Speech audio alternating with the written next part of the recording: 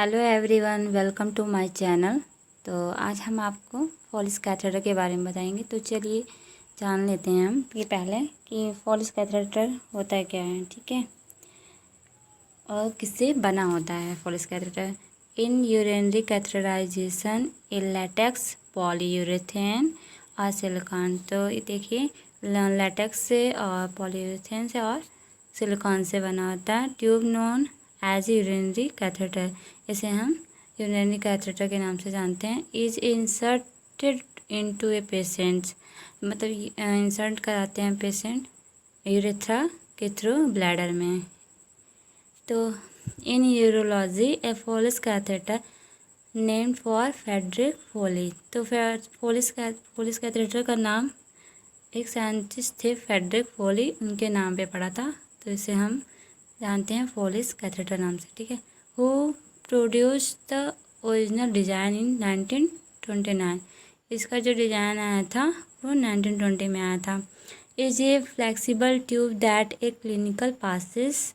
यह एक flexible tube है जिसको क्लिनिकली पासिस कराता है यूरेथ्रा के थ्रू ब्लैडर में। किस लिए कराता है? यूरिन को ड्रेन करने के लिए। It is the most common type of indwelling urinary catheter, ठीक है।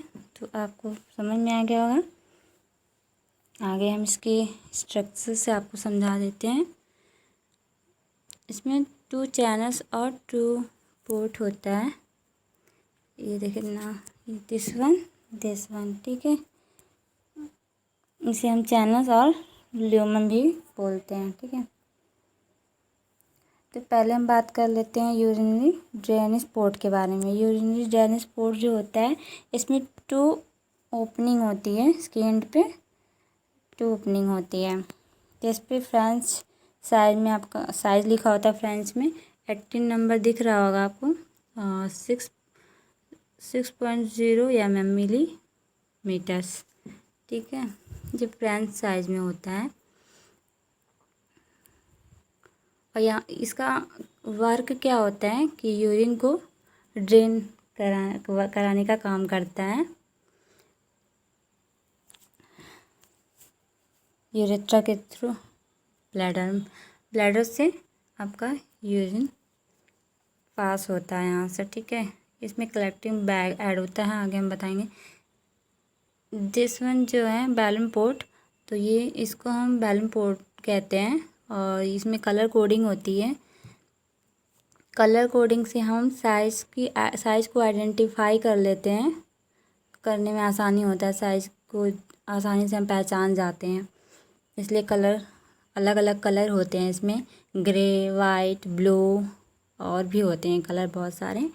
तो इसके थ्रू जो होता है हम स्टेलाइव वाटर इंसर्ट कराते हैं बैलून पोर्ट को इन्फ्लेट। बैलून जो पोर्ट है उसको बैलून को इन्फ्लेट करने के लिए, ठीक है, बैलून को इन्फ्लेट करने के लिए। यहाँ देखिए, तो आगे हम आपको बताएंगे, चलते हैं आगे।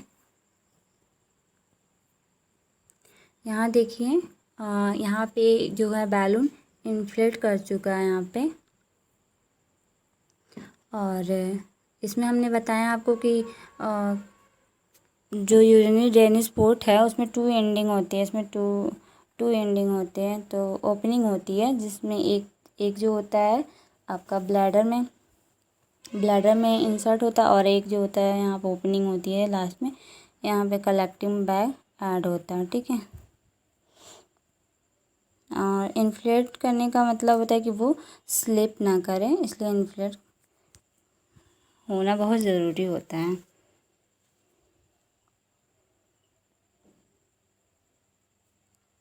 हम साइज की बात कर लेते हैं। साइज जो होता है फ्रेंच साइज, इस साइज होता है फ्रेंच में होता है। इसमें कलर कोडिंग होता है, कलर कोडिंग से साइज लिखा होता है उसमें।